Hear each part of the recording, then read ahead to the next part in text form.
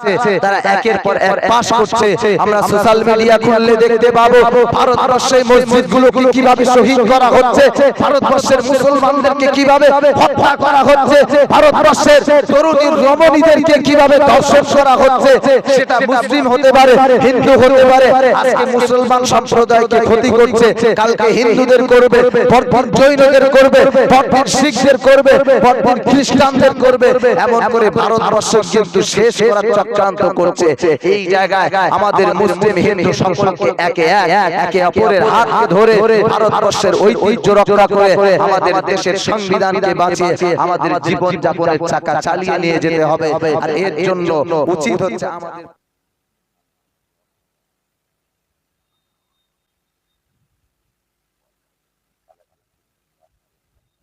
দুরূদ শরীফ পড়েন। আল্লাহুম্মা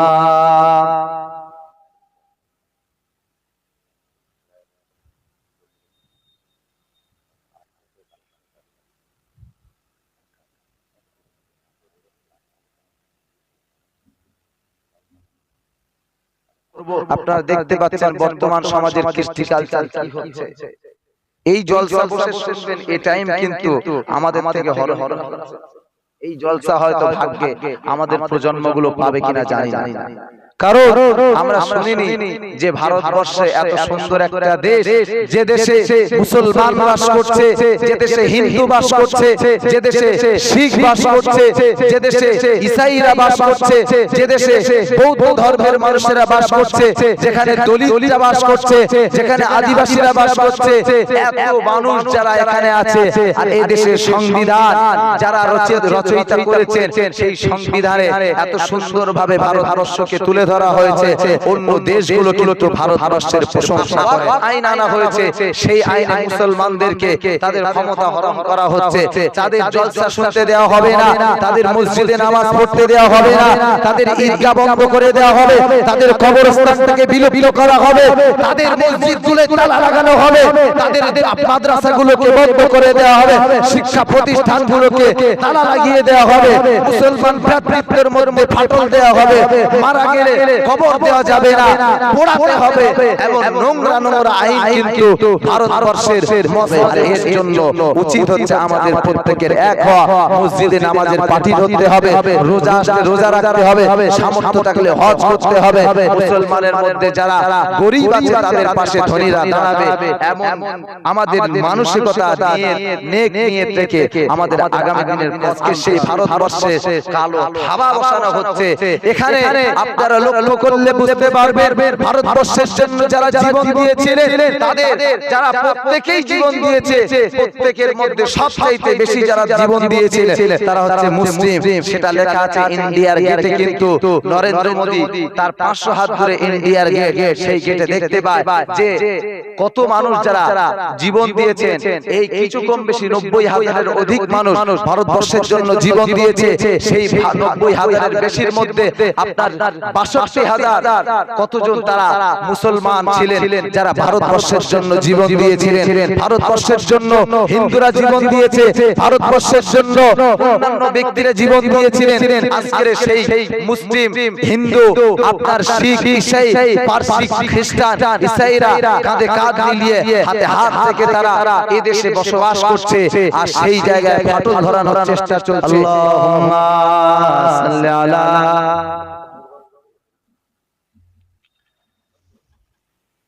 ঝিমিয়ে গেলে হবে না, রান্না এখন শেষ হয়, কিছু সময় চেয়েছে কমিটির ছেলেরা।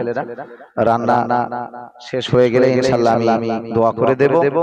এখন অনেক মানুষ বলছে খাওয়া দিতে হবে না, ছেড়ে দেন হুজুর, অন্তত বাড়ি গিয়ে শুয়ে কষ্ট হচ্ছে। বুঝতে পারছি কষ্ট হচ্ছে, কষ্ট পাবেন না আমার বাবাজিরা, কষ্ট কেউ পাবেন না। একটু মহব্বত করে দরুদ শরীফ পড়েন। আল্লাহুম্মা সাল্লি আলা মাওলানা মুহাম্মদ ওয়া আলা আলিহি। যাদের ঘুম লাগছে আমি একটু তাদের অনুরোধ করব, প্রয়োজন মনে করলে একটু বাইরে ঘুরে আসতে পারেন, একটু পাটা ছাড়িয়ে আসতে পারেন। আর বেশি সময় নেব না, 2:30টার মধ্যে ইনশাআল্লাহ শেষ করব। দুটো সময় বেশি নেব না, তিনটে বলেছে, আড়াইটা শেষ করে দেবো ইনশাআল্লাহ। যারা রান্নি আছে যাদের বলবো একটু আগুন জোরে লাগাও, রান্না করে ফেলো তাড়াতাড়ি, কষ্ট পাচ্ছে আমার ভাইরা। দরুদ শরীফ আল্লাহুম্মা সাল্লি আলা, সকলে পড়ে ওয়ালা আলি সাইয়্যিদিনা। तेरी चौखट पे झुकती है ज़मीने बादशाही भी, तेरी चौखट पे झुकती है ज़मीने बादशाही भी। हकीकत में मेरे आका शहंशाए जहां तू है, इमाना गुंबदे खजरा के जेरे आसमां तू है। मेरा ईमान कहता है कि जाने दो जहां तू है। अल्लाहुम्मा सल्ली अला सय्यिदिना ওয়ালা আলি সাইয়্যিদিনা। আব্বাজান ভাইজানেরা ভুল বুঝবেন না, ব্যথা পাবেন না, কষ্ট পাবেন না। আপনাদেরকে দিতে পারছি অনেক কষ্ট করে গ্রামের মানুষগুলো আপনারা আরামের বিছানাটা ত্যাগ করে, আপনার কিনা এখনো পর্যন্ত রাতের আহারকে ত্যাগ করে আল্লাহর প্রেমে, আল্লাহর নবীর প্রেমে, কোরআন হাদিসের প্রেমে আপনারা বসে বসে ওয়াজ শুনছেন, আপনারা বসে বসে কোরআনের কথাগুলো শুনছেন, আপনারা বসে বসে হাদিসের কথাগুলো শুনছেন। আমার আল্লাহ পাক, আল্লাহ তাআলা এই সমস্ত উম্মত উম্মতি, আমার নবীর আশিক উম্মত উম্মতি যারা নাকি নিজেদের রাতের ঘুমকে বিসর্জন দিয়ে নবীকে ভালোবেসে, নবীকে প্যার করে, নবীকে মহব্বত করে, নবীর জলসাতে বসে, নবী আলাই স্টেজেতে সামনে তারা বক্তার মুখ থেকে কোরআন হাদিসের কথাবার্তাগুলো শুনছে। এই ব্যক্তিগুলোকে কাল কিয়ামতের ময়দানে হাসরের দিনে আল্লাহ পাক যখন হিসাব কিতাব শুরু করে দেবেন, আল্লাহর নবী এই সমস্ত উম্মত উম্মতিদেরকে চিনে ফেলবে। কারণ যারা কোরআন হাদিসকে মেনে চলে, যারা নামাজ আদায় করে, যারা রাসূলুল্লাহর প্রেম করে, যারা রাসূলুল্লাহকে ভালোবাসে, কাল কিয়ামতের ময়দানে এদের প্রত্যেকে কপাল থেকে আল্লাহ পাকের প্রদত্ত একটা নূরের রশ্মি বার হবে, যে রশ্মিটা আল্লাহ নবী দেখে চিনতে পেরে যাবে, আল্লাহ নবী দেখে বুঝতে পেরে যাবে এটা আমার ওই উম্মত, এটা আমার ওই সমস্ত উম্মত, এটা আমার ওই সমস্ত উম্মত যারা রাতের ঘুমকে বিসর্জন দিয়ে, যারা রাতের ঘুমকে ত্যাগ করে আমি নবীর প্রেমে তারা বসে বসে ওয়াজ শুনেছে, কোরআন থেকে দিক নির্দেশনা নিয়েছে, কোরআন থেকে তারা কথা শুনেছে, আমলের জিন্দেগিটা গড়েছে, হাদিস থেকে কথা শুনেছে, আমলের জিন্দেগি গড়েছে। ও আমার ভাইজানেরা, আল্লাহর নবী কাল কিয়ামতের ময়দানে এই সমস্ত উম্মত উম্মতিকে না নিয়ে আল্লাহ দয়ার জান্নাতে যাবেন না, যাবেন না। আল্লাহর নবী তার উম্মত উম্মতি যারা জাহান্নামে হয়ে যাবে, যারা জাহান্নামে চলে যাবে, জাহান্নামের আগুন তাদেরকে খেয়ে ফেলবে, জাহান্নামের আগুন তাদের ভক্ষণ করে ফেলবে। কেবলমাত্র তাদের জানটুকু, যারা পরিমাণ জানটুকু বেঁচে থাকবে, যারা পরিমাণ জানটুকু তাদের বেঁচে থাকবে। হযরত জিবরিল আমিন আলাইহিস সালাম, আল্লাহ পাক রব্বুল আলামিন বলবে, ও আমার ফেরেশতা জিবরিল আমিন, যাও যাও, চলে যাও, চলে যাও। আমার নবী ময়দানে মাশারে আমার নবীর উম্মতদের জন্য পাগল হয়ে গেছে, দিওয়ানা হয়ে গেছে। আমার নবী উম্মত উম্মতিকে সাথে না নিয়ে জান্নাতে যাবেন না। ও ফেরেশতা জিবরিল, যাও যাও, চলে যাও, জাহান্নামে চলে যাও। আমার নবীর ওই সমস্ত ঈমানওয়ালা যারা পরিবার, ঈমান নিয়ে যারা আল্লাহ পাক রব্বুল আলামিনের কাছ থেকে, যারা আল্লাহ পাক রব্বুল আলামিনের হুকুমে যারা জাহান্নামে হয়েছিল, কিন্তু অন্তরে যারা পরিমাণ ঈমান ছিল, ওই ঈমান নিয়ে যারা এখনো পর্যন্ত জাহান্নামে পড়ছে, জাহান্নামের আগুনে যারা জ্বলছে, যাও যাও জিবরিল আমিন চলে যাও, চলে যাও ওই সমস্ত উম্মতদের আমার বান্দাদেরকে বলো আমি আল্লাহ পাক তাদেরকে maaf করে দিলাম, তাদেরকে ক্ষমা করে দিলাম।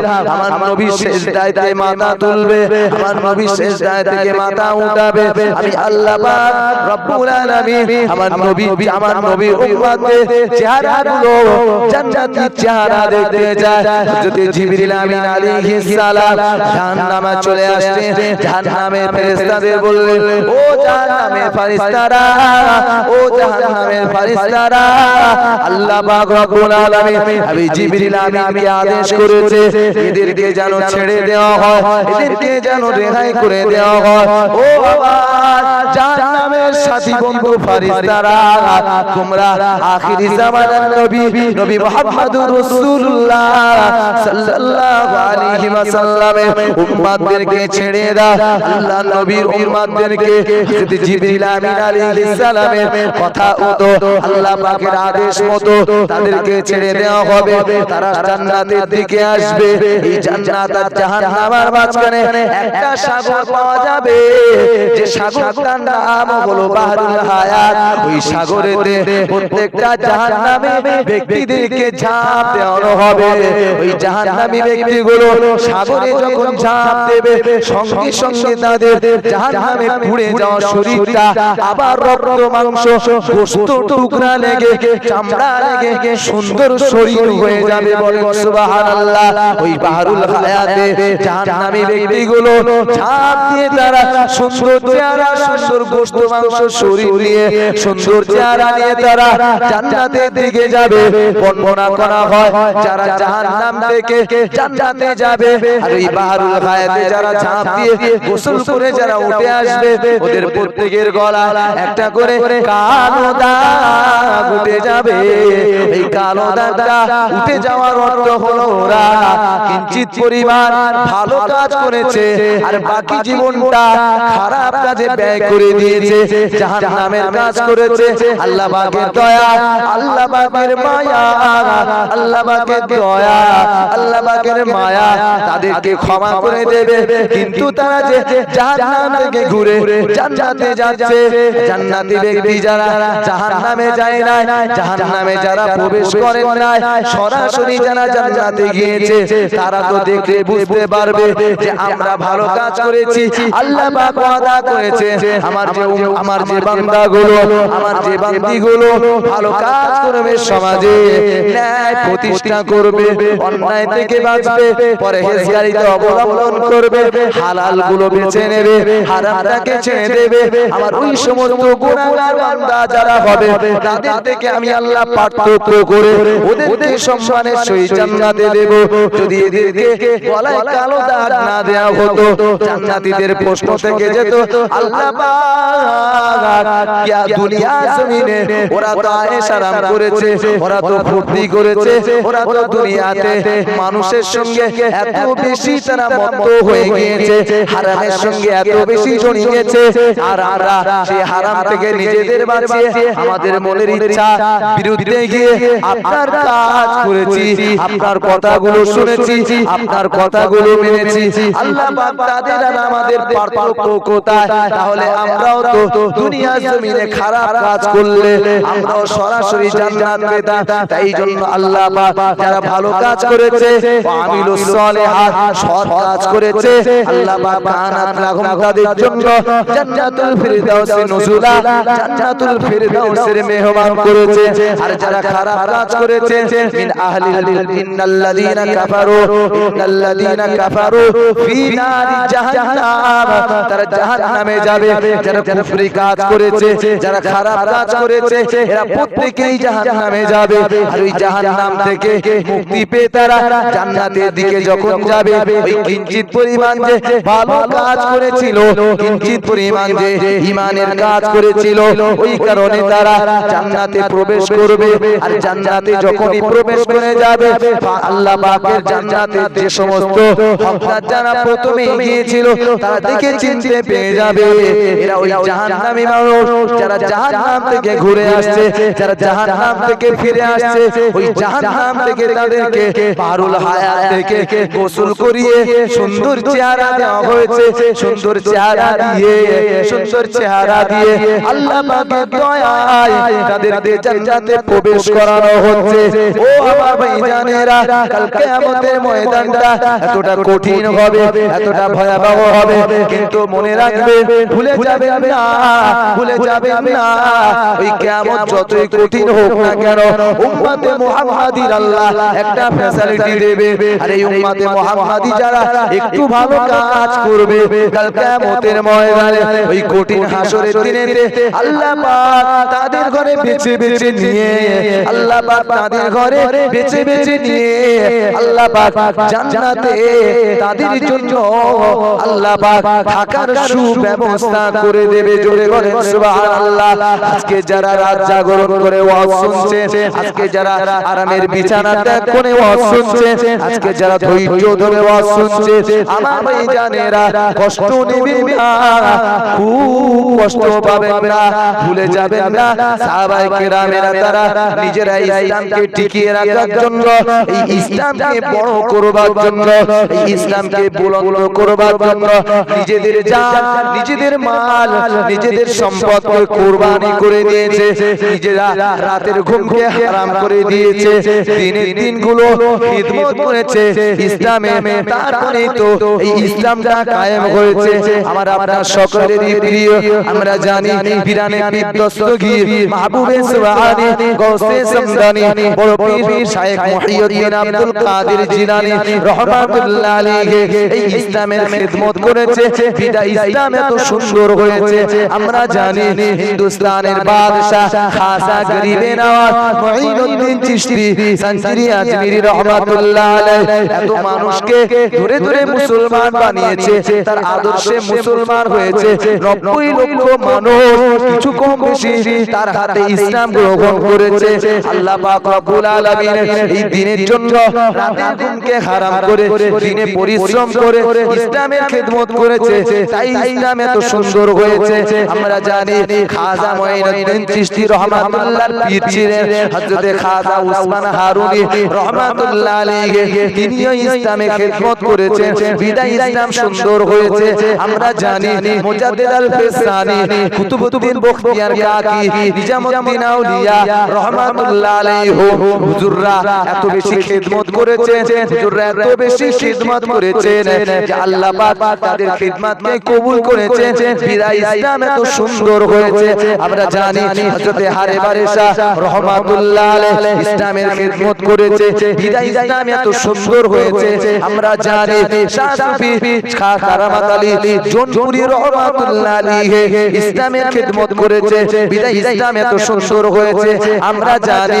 সাইয়্যিদ আহমদ বেরেলভী রাহমাতুল্লাহ আলাইহি ইসলামের খিদমত করেছে বিদায় ইসলাম এত সুন্দর হয়েছে আমরা জানি শাহজালাল রাহমাতুল্লাহ আলাইহি ইসলামের এত খিদমত করেছে বিদায় ইসলাম এত সুন্দর হয়েছে আমরা জানি শাহ ফারহান রাহমাতুল্লাহ আলাইহি ইসলামের খিদমত করেছে বিদায় ইসলাম সুন্দর হয়েছে আমরা জানি শাহ মাখদুম রাহমাতুল্লাহ আলাইহি ইসলামের খিদমত করেছেন বিদায় ইসলাম এত সুন্দর হয়েছে আমরা জানি শাহ সুফি নূর মোহাম্মদ নিজামপুরি রাহমাতুল্লাহ আলাইহি ইসলামের খিদমত করেছেন বিদায় ইসলাম সুন্দর হয়েছে আমরা জানি শাহ সুফি নূর মোহাম্মদ জানজানবি রাহমাতুল্লাহ আলাইহি ইসলামের খিদমত করেছেন বিদায় ইসলাম এত সুন্দর হয়েছে আমরা জানি আল্লামা জালালউদ্দিন সুয়ুতি রাহমাতুল্লাহ আলাইহি ইসলামের খিদমত করেছেন বিদায় ইসলাম এত সুন্দর হয়েছে আমরা জানি শাহ সুফি আল্লামা জালালউদ্দিন রুমি রাহমাতুল্লাহ আলাইহি ইসলামের খিদমত করে গেছে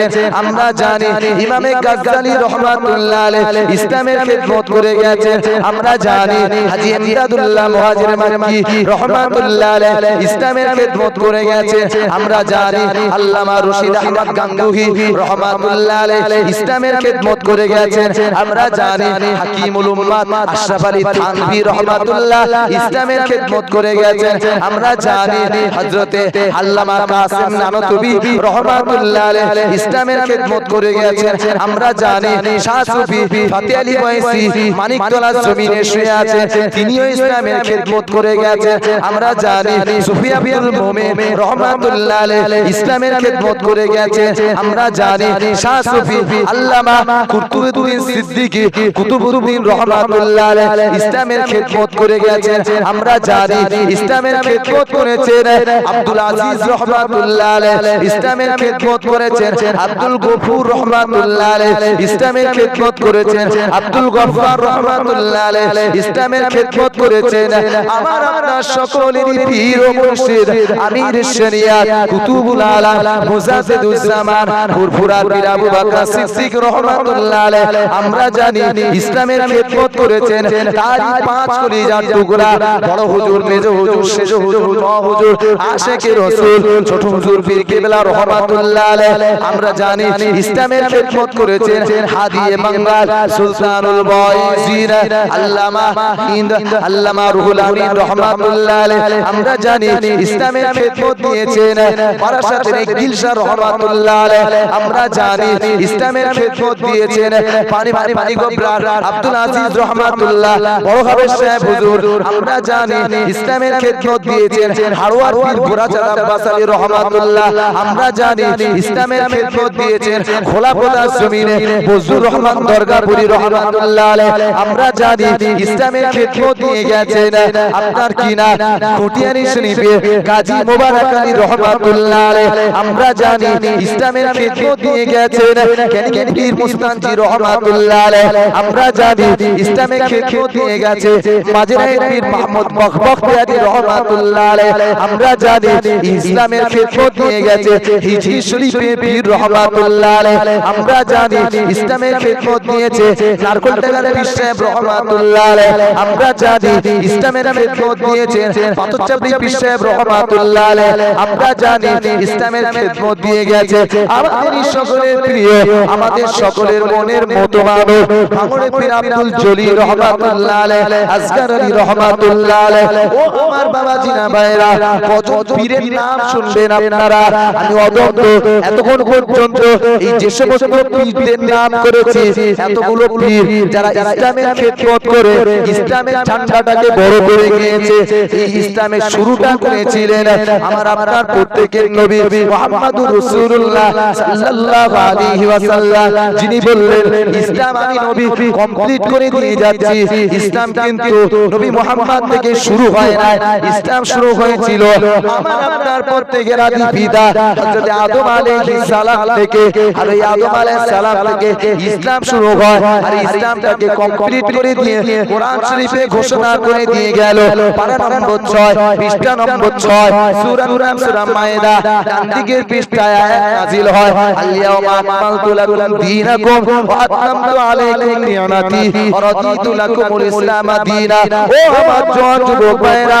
ও মুরব্বিয়ানে কেরামেরা ও জওয়ান যুবকেরা ও আমার সোনাদানা গ্রামের মা বোনেরা এই ইসলামটা আল্লাহ নবী বললেন আল-ইয়াওমা আকমালতু লাকুম দীনাকুম ওয়া আতমামতু আলাইকুম নি'মাতি ওয়া রাদিতু লাকুমুল ইসলাম দীনা এই ইসলামটাকে আমি নবী মুহাম্মদুর রাসূলুল্লাহ সাল্লাল্লাহু আলাইহি ওয়াসাল্লাম পূর্ণ কমপ্লিট করে দিয়ে গেলাম কিন্তু এত সহজে ইসলাম কিন্তু বিজয় হয় না এই ইসলামের মধ্যে নবী মুহাম্মদুর রাসূলুল্লাহ সাল্লাল্লাহু আলাইহি ওয়াসাল্লাম নিজের জান্নাত মোবারক বদর যুদ্ধে শহীদ করেছিলেন হুজুর তায়েফের জমিনে তার রক্তকে ঝরিয়েছিলেন বাচ্চারা পাথরকে ছুঁড়ে ছুঁড়ে রাসূলুল্লাহকে মেরেছিলেন রাসূলুল্লাহ বেহুশ হয়ে গিয়েছিলেন অজ্ঞান হয়ে গিয়েছিলেন কিন্তু জিবরিল আমিন বললেন ইয়া রাসূলুল্লাহ আপনি হুকুম করলে এই তায়েফবাসীকে ধ্বংস করে দেব আল্লাহর নবী বললেন না না জিবরিল না আল্লাহুম্মা হাদি কওমি ইন্নাহুম লা ইয়ালামুন আল্লাহর নবী বললেন ও জিবরিল আমিন আমি আশঙ্কা করি আল্লাহ পাক রব্বুল আলামিন ওদেরকে ক্ষমা করে দিন ওদেরকে maaf করে দিন আর ওরা আমাকে বুঝতে পারলো না তো কি হয়েছে ওদের পরবর্তী প্রজন্ম আমি রাসূলুল্লাহকে হয়তো চিনবে জোরে বলেন সুবহানাল্লাহ রাসূলুল্লাহ তাদেরকে বদদুয়া দেন কষ্ট করেন নাই তাদের কষ্টকে মনে নেন না কিন্তু আম্মা জান হযরতে আয়েশা সিদ্দিকা রাদিয়াল্লাহু তাআলা আনহা এক সময় আল্লাহর নবী গোসল করাচ্ছেন আল্লাহর নবী হাম্মাম খানায় আছেন গোসল মোবারক করাতে করাতে আল্লাহর নবীর পিঠ মোবারকের দিকে যখন আম্মা জান হযরতে আয়েশা সিদ্দিকা রাদিয়াল্লাহু তাআলা আনহা চোখটা গেল আল্লাহর নবীর নূরের বদনে দেখতে পাওয়া গেল। আম্মা জান আয়েশা সিদ্দিকা বলেন, ইয়া রাসূলুল্লাহ হাবিবাল্লাহ হুজুর, বেয়াদবি মাফ করুন, গুস্তাখিটা ক্ষমা করুন। ইয়া রাসূলুল্লাহ, আপনার নূরের বদনে কালো কালো দাগ দেখা যায়। ইয়া রাসূলুল্লাহ, কিছু কালো দাগ কেন এখনো মুছে না? ইয়া রাসূলুল্লাহ, দাগগুলো কিসের দাগ? আপনার শরীর মোবারকের দাগ যেন বেমানা। ইয়া রাসূলুল্লাহ, এই দাগ কিভাবে হলো? যখন এই কথা জিজ্ঞাসা করলেন, আম্মা জান আয়েশা সিদ্দিকার কথা শুনে আল্লাহর নবীর চোখ মোবারক থেকে দাদ্দার করে পানি ঝরতে লাগলো। আল্লাহর নবীর চোখ থেকে পানিগুলো টপিয়ে টপিয়ে পড়তে লাগলো। ও আমার মুরব্বিয়ানে কিরামেরা, ও জওয়ান যুবকেরা, ও সালাদা গ্রামবাসীরা, আল্লাহর নবী কাঁদতে লাগলো। আম্মা জান আয়েশা সিদ্দিকা তিনিও কাঁদতে লাগলেন। আল্লাহর নবী বললেন, আয়েশা রে, তুমি কি জানো, তুমি কি জানো আমার এই পিঠের ক্ষত চিহ্নগুলো অন্য কোনো কারণে নয়। আমি রাসূলুল্লাহ, আমার গুনাহগার উম্মতিরা যারা আজ থেকে বহু বছর পর তারা দুনিয়া জমিনে আসবে, তারা আমি রাসূলুল্লাহর ইসলামের মধ্যে থাকবে। আমি রাসূলুল্লাহ নামাজকে প্রতিষ্ঠা করার জন্য, রোজাকে প্রতিষ্ঠা করার জন্য, আমি ইসলামের খিদমত করার জন্য তায়েফে গিয়েছিলাম। আর ওই তায়েফবাসী পাথর মেরে মেরে মেরে মেরে আমি রাসূলুল্লাহর পিঠটাকে ঝাঁঝরা করে দিয়েছে। আমি রাসূলুল্লাহর পিঠে কিছু কালো পাথর এখনো পর্যন্ত দাগ করে দিয়েছে, যে দাগ এখনো পর্যন্ত ওঠে না। রাসূলুল্লাহ একদিন আমাদের হাসি হাসলেন। আম্মা জান আয়েশা সিদ্দিকা তিনি তখন জিজ্ঞাসা করলেন, ইয়া রাসূলুল্লাহ হাবিবাল্লাহ হুজুর, হুজুর আপনি হাসছেন কেন? হুজুর আপনার হাসির কারণটা কি একটু জানতে পারি? আল্লাহর নবী বললেন, ও বিবি আয়েশা, আমি আজকে হাসছি কেন জানো? কেন জানো আয়েশা? ইয়া রাসূলুল্লাহ, জানি না, একটু বলেন, শুনবো ইয়া রাসূলুল্লাহ। আল্লাহর নবী বললেন, ও বিবি আয়েশা, আমি রাসূলুল্লাহ অসুস্থ, মদিনার মসজিদে নববী শরীফে জামাতে নামাজটা পড়াতে যেতে পারি না, জামাতে নামাজটা পড়াতে যেতে পারি না। আমি আমার সাহাবাদেরকে আদেশ করে বললাম, ও বিলাল, মুরু আবু বকর ফালইসাল্লি বিন নাস, আবু বকর সিদ্দিককে বলো তার যেন মানুষের নামাজের ইমামতিটা করিয়ে দেয়। অর্থাৎ রাসূলুল্লাহ তার জীবনে আবু বকর সিদ্দিককে ইমাম হিসেবে এবং দায়িত্বপ্রাপ্ত হিসেবে দাঁড় করিয়ে গেলেন। বলেন সুবহানাল্লাহ। আল্লাহর নবী ওই দৃশ্যটা দেখছেন, আবু বকর সিদ্দিক ইমামতি করছেন, পিছনে অন্যান্য সাহাবারা তারা জামাতে নামাজ আদায় করছে। আল্লাহর নবী সেই দৃশ্যটা দেখে তিনি চোখ থেকে পানি ঝরা আর বললেন, বিবি আয়েশা রে, তুমি জানো না এই পানিটা আমার কোনো দুঃখের পানি নয়, এই পানিটা আমার কোনো কষ্টের পানি নয়। ও বিবি আয়েশা রে, এই পানিটা হলো আমি রাসূলুল্লাহ কষ্ট করে আমি ইসলামের দাওয়াতখানা দিয়েছি। আমি এই ইসলামের দাওয়াত দিতে গিয়ে কতবার আমি রাসূলুল্লাহকে মারছে, কতবার আমি রাসূলুল্লাহকে আঘাত করেছে কাফেররা, আমার চাচারা, এমন করে কুফারে মক্কারা। আমি নামাজে হালাতে আমার মাথার উপরে উটের ত্বচা নাড়ি চাপিয়ে দিয়েছে।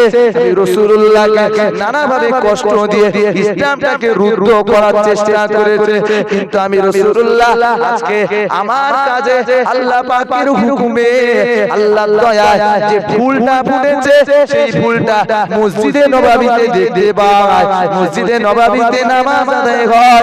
এই নামাজ পড়ার দৃশ্য দেখে আমি আজ থেকে বহু বছর পিছনে ভাবছি, আমার উম্মতিরা তারা শেষ জামানায় আমি রাসূলুল্লাহকে তো দেখতে পাবে না, আমি রাসূলুল্লাহকে তো চিনতে পারবে না, আমি রাসূলুল্লাহকে তো তারা চামড়া চোখে দেখবে না, কিন্তু আমি রাসূলুল্লাহকে তারা মনে প্রাণে ভালোবাসবে, তারা মনে প্রাণে প্যার করবে, মহব্বত করবে।